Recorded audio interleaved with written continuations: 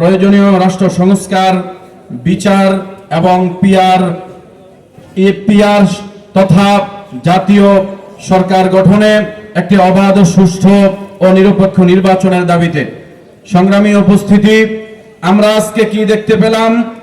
আমরা অনেক আশা নিয়ে ছাত্র সমাজ অন্তর্বর্তীকালীন সরকারকে দায়িত্ব দিয়েছিল, কিন্তু আমরা এখনো আমাদের স্বচক্ষে সংস্কারের পরিপূর্ণ এবং উল্লেখযোগ্য কোনো পরিস্থিতি আমরা দেখতে পাই নাই। সংস্কার না হওয়ার কারণে এখনো বিচার আরম্ভ হচ্ছে না।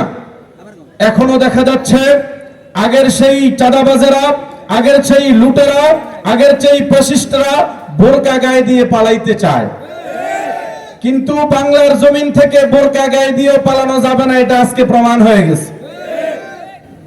যদি বিচার হয় তাহলে এই ফ্যাসিস্ট যারা ছিল আগামী নির্বাচনে তাদের নির্বাচনে অংশগ্রহণ করার কোনো যোগ্যতা থাকবে না। আজকে আমাদেরকে একদল বুঝায় যে যদি পিআর এর নির্বাচন হয় তাহলে ফ্যাসিস্টটা আবারও তাদের পুনর্বাসন হবে। আমরা বলি না, তাদেরকে তো নিষিদ্ধ ঘোষণা করা হয়েছে, তাদের দল নিষিদ্ধ, প্রতীক নিষিদ্ধ, তারা আর বাংলার জমিনে নির্বাচন করার যোগ্যতা পাবে না, সুযোগ পাবে না। কথা বলেন ঠিক না ঠিক?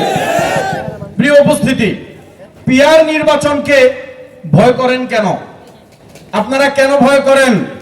আমাদের বিএনপির ভাইরা, আপনারা বলেন আপনাদের ভোট আছে 70%। যদি আপনাদের 70% ভোট বাংলাদেশে থাকে তাহলে পিআর এর নির্বাচন হলে সবচাইতে বেশি লাভ হবে আপনাদের। আপনারা 210 আসন নিয়ে সরকার গঠন করতে পারবেন, কিন্তু ভয় পাচ্ছেন কেন?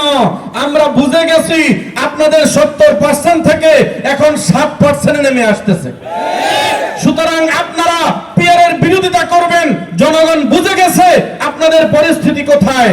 পীর সাহেব চরমনাই ঘোষণা দিয়েছেন আগামী নির্বাচন হতে হবে পিআর পদ্ধতিতে, এই ছাড়া কোনো নির্বাচন বাংলার জমিনে হতে দেয়া হবে না। কথা বলেন ঠিক না বেঠে? সংগ্রামী উপস্থিতি, আজকে আমরা ডক্টর ইউনূস সাহেবের কার্যক্রম আমরা অবলোকন করতেছি। তিনি আমাদেরকে মিষ্টি মিষ্টি কথা বলে, মুস্কি হাসি দিয়ে তিনি আমেরিকার সেই ঘাঁটি বাংলার জমিনে করার ভয়ে তারা করছে। কথা বলেন ঠিক না বেঠে? আমরা বাংলার জমিনে আমেরিকা থেকে মানবাধিকার শিখতে চাই না। আমেরিকা থেকে ওই মানবাধিকারের সেই সংস্থার অফিস বাংলাদেশে বাস্তবায়ন করতে দেয়া হবে না। কথা বলেন ঠিক না বেঠে?